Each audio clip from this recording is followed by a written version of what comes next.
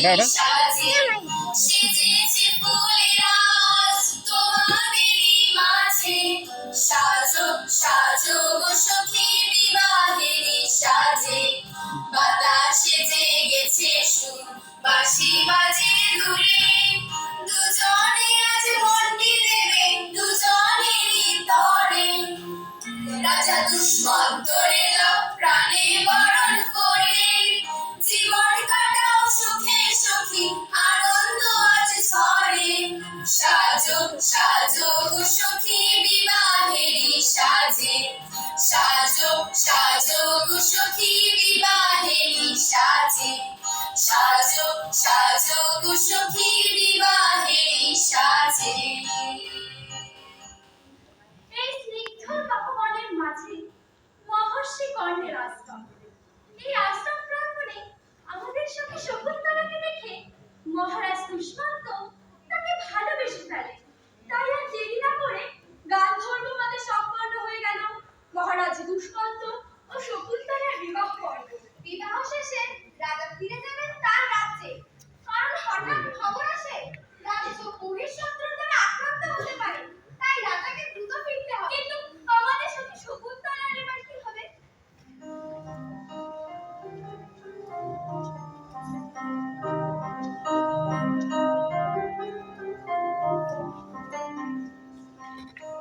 প্রেয়সী, তোমার কথায়, তোমার রূপে, তোমার মনে স্নিগ্ধতা আমি মুগ্ধ।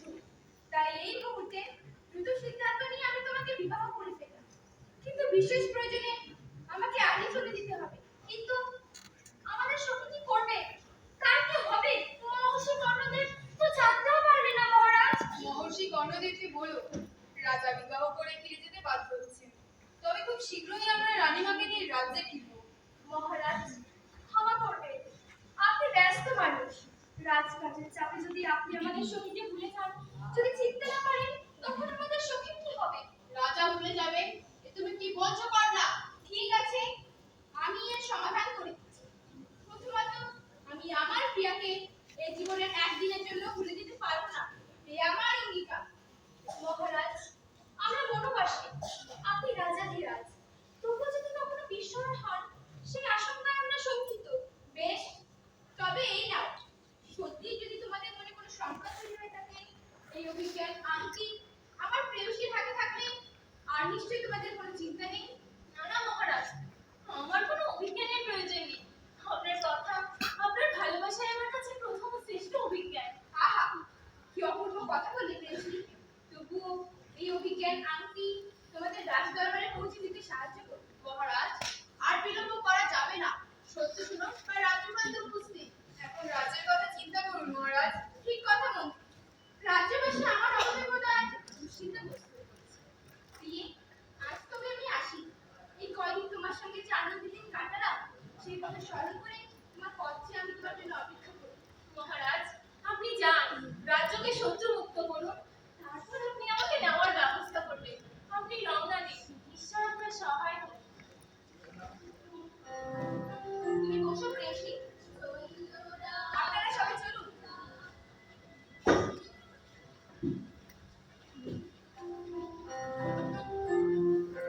চলল রাজা রাজ্য মুখে।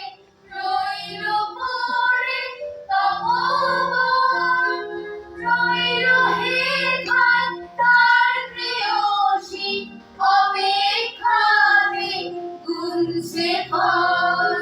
দিন কাটে না রাত কাটে না অজানা কোন আশঙ্কায়। অধীর ব্যথায় শকুন্তলা চোখের জলে বুক ভাসায়। চোখের জলে বুক ভাসায়। সখী, এভাবে ভেঙে পড়ো না। মহারাজ দুষ্মন্ত অত্যন্ত ভালো মানুষ। তিনি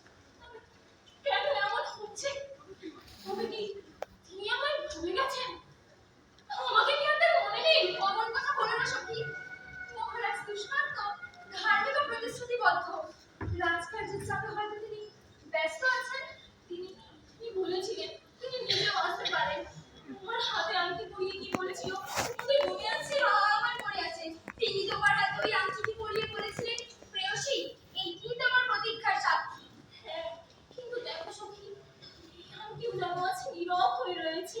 সখী, ভালোবাসার চিহ্ন কখনো নীরব থাকতে পারে না, সে শুধু মিলনের অপেক্ষায় থাকে। আমার বিশ্বাস এই চিঠি একদিন ঠিক তোমাদের মিলন ঘটাবে। তুমি বিশ্বাস রাখো?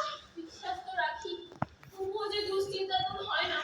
মনের আকাশে কোথা থেকে এক টুকরো কালো মেঘ যেন উঁকি দিয়ে যায়। কিন্তু যেন সখী, মেঘ সরে গেলে সূর্যের আলো ঝলমল করে ওঠে। হ্যাঁ সখী, তোমার মনে কালো মেঘ সাময়িক, কারণ তোমার জন্য সামনে অপেক্ষা করছে এক রঙিন আলোকিত আকাশ। তাই যেন হয় সখী, তাই যেন হয়। তুমি বসো, আমি রাত্রে কিছু কাজ সেরেই আবার আসছি।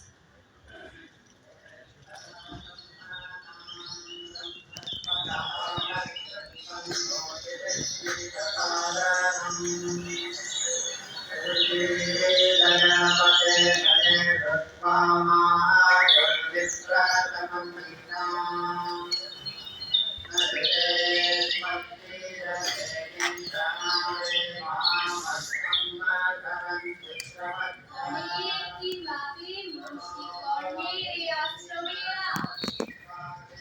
কত থেকে ঘুরে গেছে।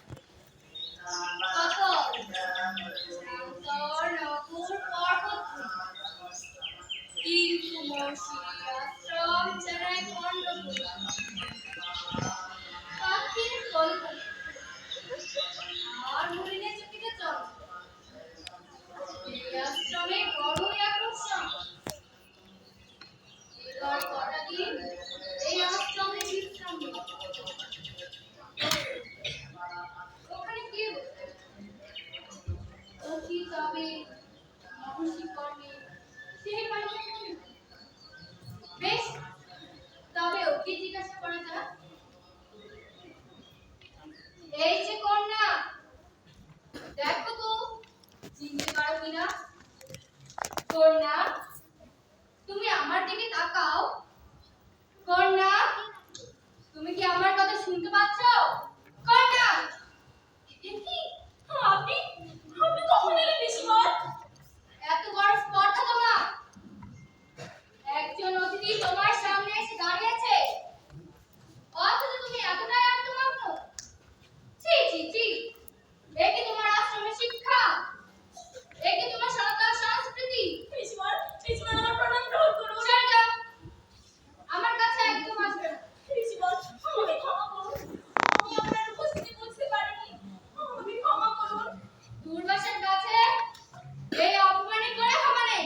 ঋষিবর, ঋষিবর, আমাদের চোখে এক ভয়ঙ্কর আত্মযন্ত্রণায় ভুগছে। আহার নিদ্রা ত্যাগ করার উপক্রম।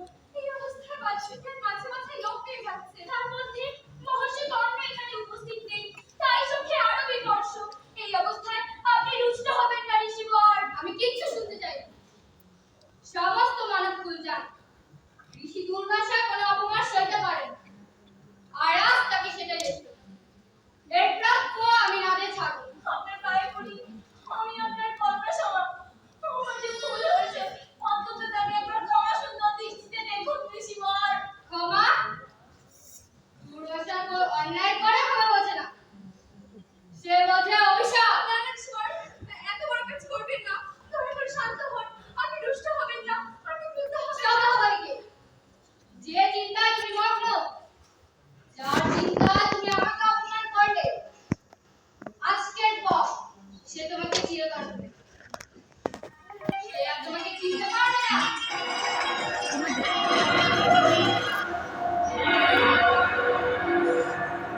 ঋষিবর, ঋষিবর, আপনি কি করলেন? হ্যালো, আমার যে আর বেঁচে থাকার কোনো লাভই রইল না। হ্যালো। এর চাইতে আপনি আমাকে মৃত্যুর অভিশাপ দিন। ঋষিবর, আমাকে মৃত্যুর অভিশাপ দিন। ঋষিবর, ঋষিবর, একটু দয়া করে অভিশাপ ফিরিয়ে দিন। আপনার এই অভিশাপে আমাদের চোখের জীবন ধ্বংস হয়ে যাবে। দয়া করুন ঋষিবর, দয়া করুন। আমার বাক্য কখনোই বিফল হয় না।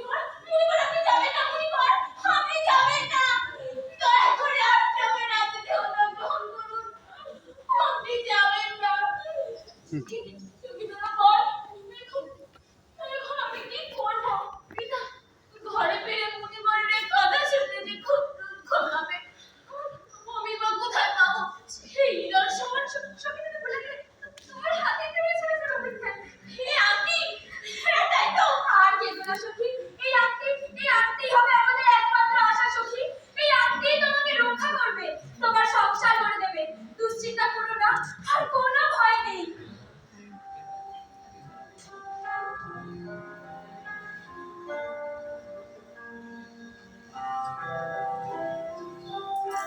ভাবি কি সে ভুলেছে নাকি সরেছে নীরবে কোন সে শঙ্কা এসে হৃদয়ে কাঁদে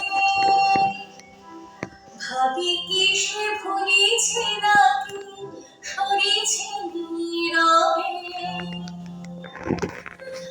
আশার আলো জ্বলেও নেভে আমারই মনে আশার আলো জ্বলেও নেভে আমারই মনে চিনবে কি চিনবে মনে ভাবনা প্রাণে ভাবি কি সে ভুলেছে নাকি সরেছে নীরবে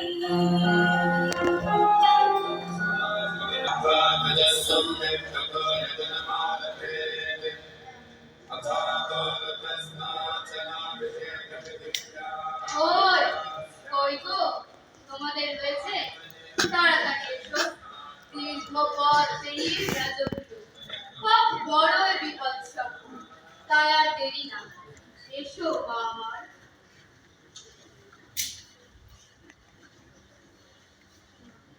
শারদদেব তোমরা তৈরি তো হ্যাঁ গুরুদেব আমরা প্রস্তুত প্রিয়ঙ্কনা অনুসোয়া এবার তোমরা তোমাদের সখীকে বিদায় দাও নিশ্চয়ই গুরুদেব সখী চিন্তা করো না মহারাজ দুষ্মন্ত তোমাকে সুখে রাখবেন আমার আজন্ম পরিচিত ভুলিনি তপবন আর আমি আমার মনে চাপতে ছেড়ে কিভাবে থাকবো সখী সবই তোমার জন্য রইল সখী তুমি যখন আবার পিতৃগৃহে আসবে তখন সবাই মিলে খুব আনন্দ করব পুষ্পচয়ন করব অরণ্য থেকে ফল ফুল সংগ্রহ করব তোমার হরিণ শাবক তোমায় ঘিরে নাচবে সব হবে এখন তুমি প্রতিগৃহের কথা চিন্তা করো বৎস শকুন্তলা আজ তুমি তোমার পতিগৃহে যাচ্ছ পতি নারীর পরমাশ্রয় সর্বদা পতির প্রতি নিষ্ঠাবান থাকবে আমার আশীর্বাদ তোমার উপর বর্ষিত হোক সুখী হও বাবা আপনার ঋণ আমি শোধ করতে পারবো না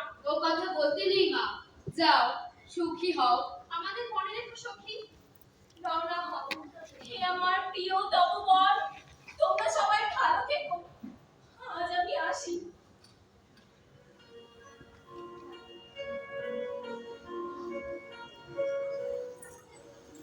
রহিল পরে চির চেনা বনস্থলী কুঞ্জবন রহিল সখী অশ্রু সজল কাজল কালো পরিণয়ন মনের হরিণ রহিল চেয়ে পুষ্পবনে লুকিয়ে মুখ পিতৃআজ্ঞা মান্য করে খুঁজতে গেল নতুন সুখ নতুন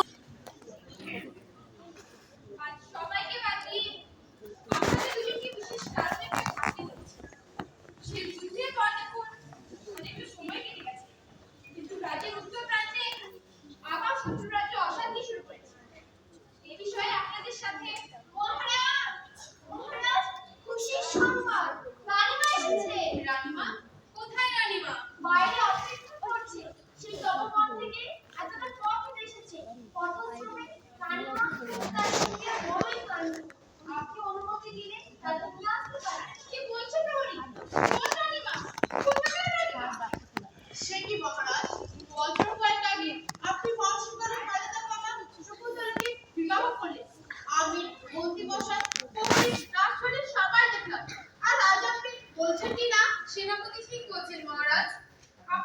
কি বলছে আমি তো কিছুই বুঝতে পারছি না।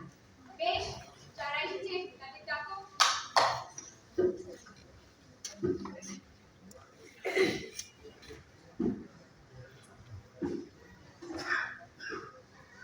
সারঙ্গদেব, রাজা মহারাজ, সারঙ্গদেব আপনার রাজ দরবারে উপস্থিত হয়েছে। মহারাজের জয় হোক। আমরা বয়স্রী কর্ণের আশ্রমবাসী। কিছুকাল আগে আপনি আমাদের তপবনে ছিলেন এবং শকুন্তলাকে বিবাহ করেছেন। সেই সূত্রে আজ আমি তাকে নিয়ে এসেছি। শকুন্তলা আপনার স্ত্রী। আমার স্ত্রী তপবনে বিবাহ? এসব কি বলছেন আপনি? আপনি কে? আপনাকে এর আগে দেখছি বলে তো আমার মনে পড়ছে না। নিজেকে স্ত্রীর পরিচয় দিয়ে আপনি রাজদরবারে এসেছে? আপনার স্পর্ধা দেখে তো আমি অবাক হয়ে যাচ্ছি। মহারাজ, আমি আপনার শকুন্তলা। আমার বিজয়ের সঙ্গে আপনার সাথে আমার গার্ধবমাকে বিবাহ হয়েছিল। আপনি আমাকে একটি আংটি অভিজ্ঞতা হিসেবে দিয়ে গিয়েছিলেন। আমার আংটি কোথায় গেল? সারঙ্গদেব, আমার আংটি কি হলো? কিসের আপনি? এই যে রমণী, এর কিসব পাগলের প্রলাপ বকছে? বললাম নয় মহারাজ, আপনি শকুন্তলাকে আংটি পরিয়ে দিয়েছেন। পথের সময় ক্লান্ত হয়ে আমরা নদীতে জল পান করতে নেমেছি। সম্ভবত সেখানে শকুন্তলার হাত থেকে আংটিটি ছিঁড়ে পড়ে গেছে। আমি কবে আংটি পরিয়েছি? আপনারা কিসব কথা বলে যাচ্ছেন? হ্যাঁ মহারাজ, আপনি সেই তপবনে বিবাহের পর রানীমাকে আংটি পরিয়েছিলেন। আমাদের সবার সামনে পড়িয়েছিলেন। আপনি একটু মনে করার চেষ্টা করুন। আপনারাও গল্প বানাতে শুরু করলেন? আমি তো অবাক হয়ে যাচ্ছি। মহারাজ, আপনি কি কিছুই মনে করছে না? শুনুন নারী, আপনার কানে বিবাহ করিনি। আপনাকে কোনোদিনই আমি আংটি পরিয়ে দিইনি। আপনি মিথ্যে কথা বলছেন। আপনি রাজাকে মিথ্যাবাদী বলে প্রচার করছেন। জানেন এই অপরাধে আমি আপনাকে মৃত্যুদণ্ড পর্যন্ত দিতে পারি। তাই দিন মহারাজ, তাই দিন। আমি জানতাম দুর্বাসা মুনির অভিশাপে আমি এভাবেই শেষ হয়ে যাব। দিন মহারাজ, আমাকে মৃত্যুদণ্ড দিন। আপনি যখন আমাকে ভুলে গেছেন, তখন আর এই জীবন রেখে কি লাভ? দিন মহারাজ, আমাকে মৃত্যুদণ্ড দিন। মহারাজ, শকুন্তলা এক বর্ণ মিথ্যে বলেনি। এমনকি আপনার মন্ত্রী এবং সেনাপতিও মিথ্যে বলেনি। শুধুমাত্র আপনি সব বলেছেন। মহর্ষিগণের আশ্রম সত্যের তপবন। সেখানে কেউ মিথ্যে বলে না মহারাজ। কেউ না। প্রহরী, এর ঘাট ধাক্কা দিয়ে রাজপ্রাসাদ থেকে দূর করে দাও। মহারাজ, আমাদের তাড়িয়ে দেবেন না মহারাজ, আমাদের তাড়িয়ে দেবেন না, আমাদের তাড়িয়ে দেবেন না মহারাজ।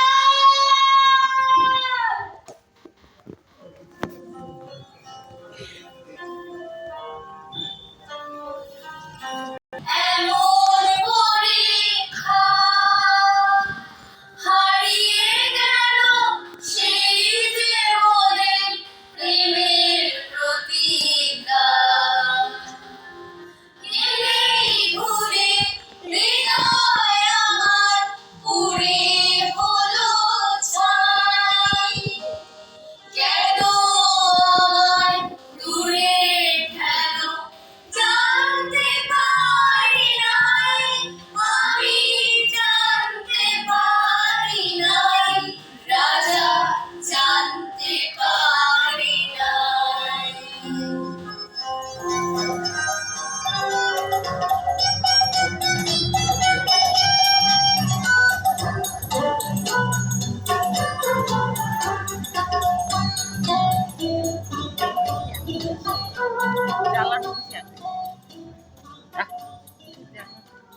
যাক বাবা, বাজারে কেউ দেখতেও পায়নি আর বুঝতেও পারেনি।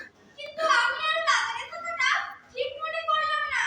ও বাবা, আজ জানে সেই বড় একটা বোমা কাজ করেছিল। আর বাজারে নিয়ে তার মাথাটা কাটার পর যেই না পেটের কাছে কোপ দিয়েছি, অমনি সর্বনাশ! এদিকটা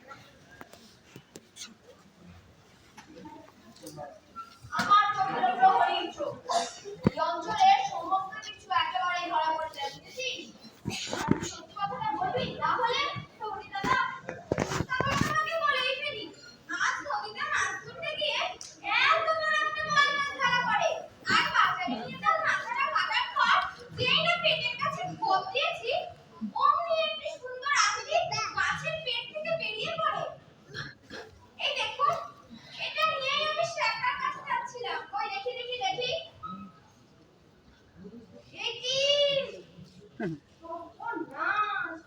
এ তো রাজামশাইয়ের আংটি। এ তো আমি রাজামশাইয়ের হাতে দেখেছি, কিন্তু কিছুদিন হলো লক্ষ্য করিনি।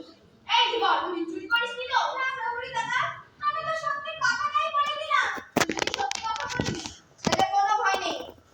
আর যদি মিথ্যা বলি রে, রাজামশাই স্কুলে চড়িয়ে তোকে মৃত্যুদণ্ড দেবে। লক্ষ্মণ রাজদরবারে।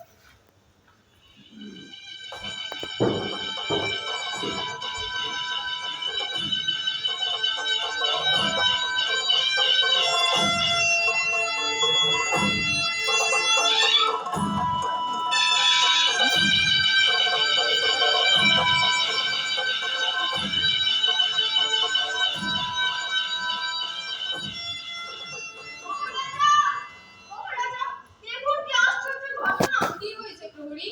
এই ধীবর নদীতে মাছ ধরতে গিয়ে মাছের পেট থেকে একটি সুন্দর আংটি পায়। কই আংটি? এ কি? মহারাজ দেখুন তো।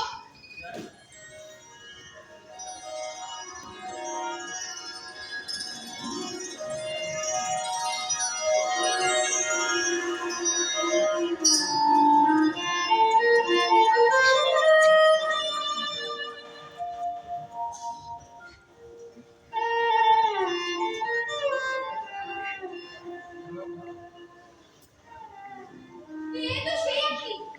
মন্ত্রী, এই আংটি তো আমি শকুন্তলার হাতে পরিয়ে দিয়েছিলাম। সেনাপতি, আমার সব মনে পড়ে গেল। মন্ত্রী, আমি কি সর্বনাশ করেছি? আমার স্ত্রী শকুন্তলাকে এই রাজদরবার থেকে কার ধাক্কা দিয়ে বের করে দিয়েছি। মহারাজ, সেদিন আমি আর সেনাপতি আপনাকে অনেক বলেছিলাম, কিন্তু আপনি কিছুতেই আমাদের কথা শুনতে চাননি। শকুন্তলা, শকুন্তলা, আমি তোমাকে চিনতে পারি। সেদিন কে যেন বলছিল এটা নাকি ঋষি দুর্বাসা মুনির অভিশাপ। শকুন্তলা, তোমায় সেদিন আমি কত অপমান করেছি। ওরে ধীবর, তুমি আমার বড়ই উপকার করলে। মন্ত্রী, এক্ষুনি এই ধীবরকে পুরস্কৃত করো। আর সেনাপতি, এক মুহূর্ত দেরি না করে শকুন্তলার খোঁজ শুরু করো। যেখানে যে অবস্থায় থাকুক, তাকে সসম্মানের সাথে ফিরিয়ে নিয়ে এসো। আমি আর দেরি করতে পারবো না। আমার শকুন্তলাকে ফেরাও। কিন্তু এখন রানীমাকে কোথায় খুঁজবো? সমস্ত জায়গায়, এই রাজ্যের সমস্ত জায়গায়, এই রাজ্যে যত অরণ্য আছে, পর্বত আছে, আশ্রম আছে, তপবন আছে, সব জায়গায় খোঁজো। যত সৈন্য আছে সবাইকে বেরিয়ে পড়তে বলো, খুঁজতে বলো। আমার শকুন্তলাকে যেভাবেই হোক খুঁজে বের করতেই হবে। শোনো সকলে, সবাই পথে পান ধরে বেরিয়ে পড়ো। আমাদের রানীমাকে খুঁজে আনতেই হবে।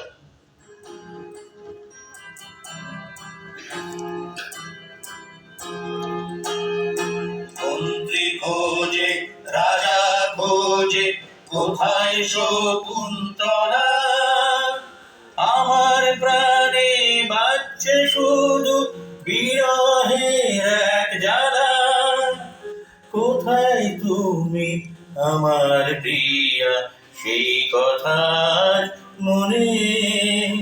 বিরহেরই আগুন জ্বলে আমার প্রাণ গহনে, আমার প্রাণ গহনে, আমার প্রাণ গহনে।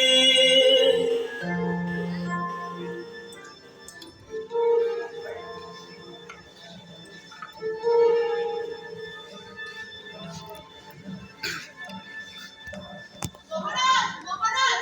অবশ্য রানীমার সংবাদ পেয়েছি। কোথায় তিনি? আমার যা দেরি হচ্ছে না।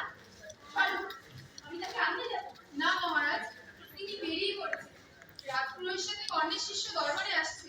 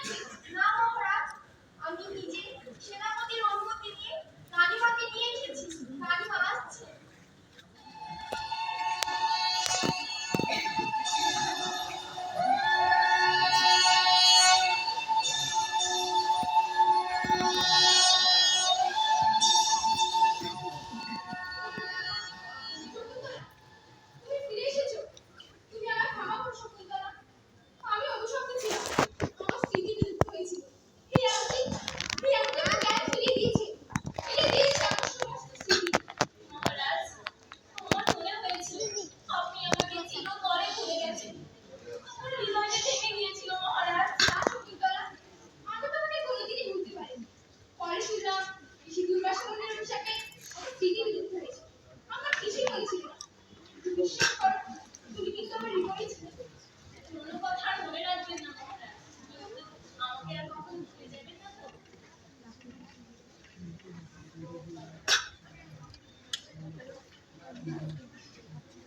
আমার এই রাজসভা থেকে আমি ঘোষণা করছি, আজ আর আমার কোনো দুঃখ নেই, আর কোনোদিন রানীমার সাথে কোনো বিচ্ছেদ হবে না আমার।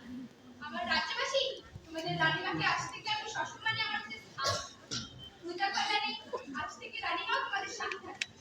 এই রাজ্যের সবাইকে নিয়ে আজ থেকে আমরা একসঙ্গে করছি।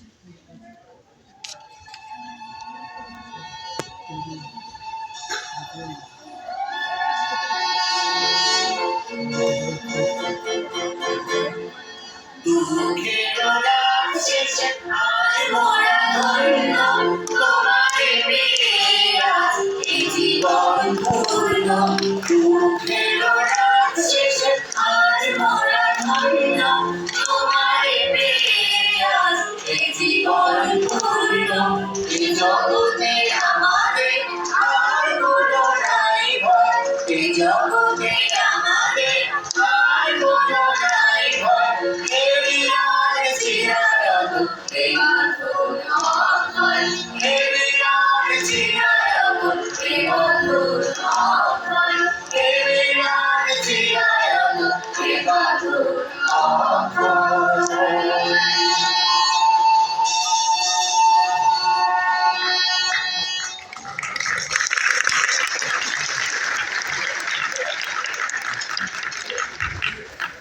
শিক্ষক শিক্ষিকা যারা আছেন তাদের সকলকে মঞ্চে আহ্বান জানাচ্ছি ডিরেক্টর মহুয়া দত্তকে।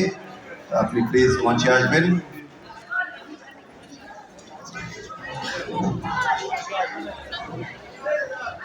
আমাদের দলের পক্ষে শুভেচ্ছা স্মারক তুলে দেওয়া হবে।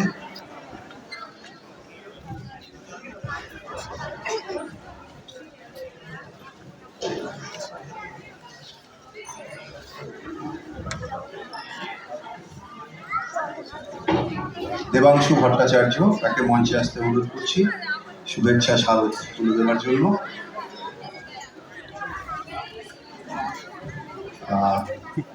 স্ক্রিপ্ট রাইটার কুন্তলদা এখানে আছেন, কুন্তলদাকে একটু মঞ্চে আসতে বলুন। কুন্তলদা,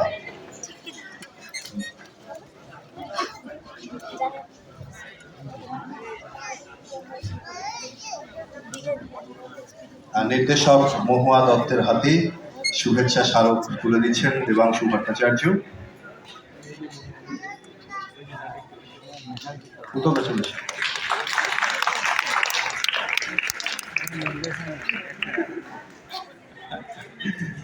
শংসাপত্র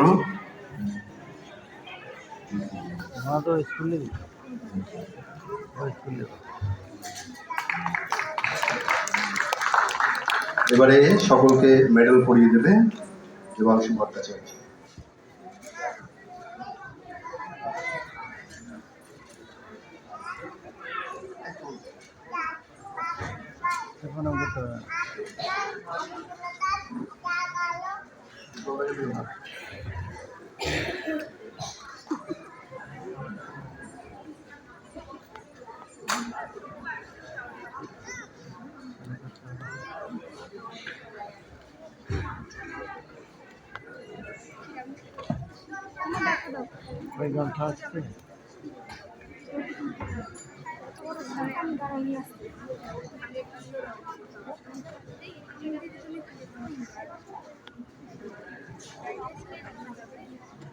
নির্দেশক মহুয়া দত্ত, তাকে একটি কথা বলবার জন্য অনুরোধ জানাচ্ছি।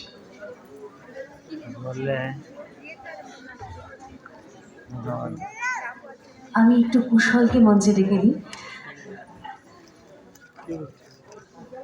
আসলে এই নাটক আপনাদের সামনে মঞ্চায়িত হলো। এই নাটকটি ক্লাস 9-এর বাংলা সিলেবাসে রয়েছে। এইভাবে হয়তো নেই, একটু অন্যভাবে। আমরা যখন খুব চিন্তিত ছিলাম যে কোন নাটক করব, ওদেরকে আমরা বলেছিলাম যে কোনো একটি নাটক তোমরা এমনি নিজেরা করে আসো, দেখি। কোনোদিন এরা, আমি নিশ্চিত কোনোদিন এরা দীনবন্ধু মঞ্চে পাটাও রাখেনি। এই প্রথম হয়তো এদের এই মঞ্চায়ন। তো ওরা ওদের সিলেবাস থেকে এই নাটক করার পর আমরা ভাবলাম যে এটাই করা যাক, এই নাটকটাই তাহলে হোক। কুন্তলদা আমাদের লিখে দিয়েছেন এত সুন্দর করে। আর কুশলের কথা না বললেই নয়, আমি ছিলাম কিন্তু আমার সাথে কুশলে ছিল একটা বড় হাত দিয়ে। অনেক ধন্যবাদ। আর সব থেকে আমাদের যেটা বিষয়, আমাদের হেডমিস্ট্রেস আসতে পারেননি আমাদের স্কুলে, আজকে অনেকেই এসছেন, আমি তাদেরকেও একটু ডেকে নিই যদি আপনারা অনুমতি দেন। স্কুলের সকলকে একটু ডেকে নিই, আমাদের যারা এসছেন সকলে, সুপর্ণা, অর্চিতা, অদ্বিতীয়া, মাসি, আমাদের সবাই এসছেন, যারা এসছেন সবাই আসুন। সকলের কন্ট্রিবিউশন আছে এতে, কারণ অনেক সময় এরা দিয়েছে। এসো ভলেন্টিয়াররাও এসো, ভলেন্টিয়াররাও এসো, হ্যাঁ তোমরাও এসো।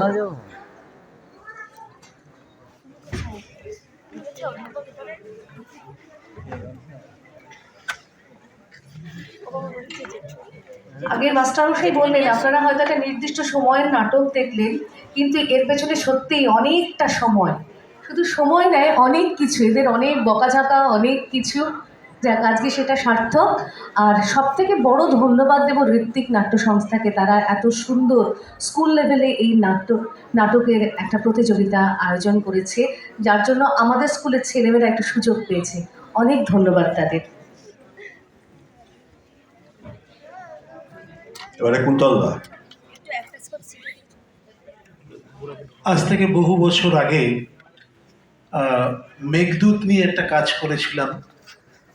তখন থেকেই কবি কালিদাসের প্রতি আমার একটা অন্যরকম দুর্বলতা তৈরি হয়, তার সাহিত্যের প্রতি একটা ভীষণ অনুরাগ অনুভব করি। তো এইবার যখন প্রস্তাবটা এলো মাস দেড়েক আগে যে এই বিষয়টা নিয়ে কাজ করতে হবে, একটা লেখার আবেদন এলো আর কি,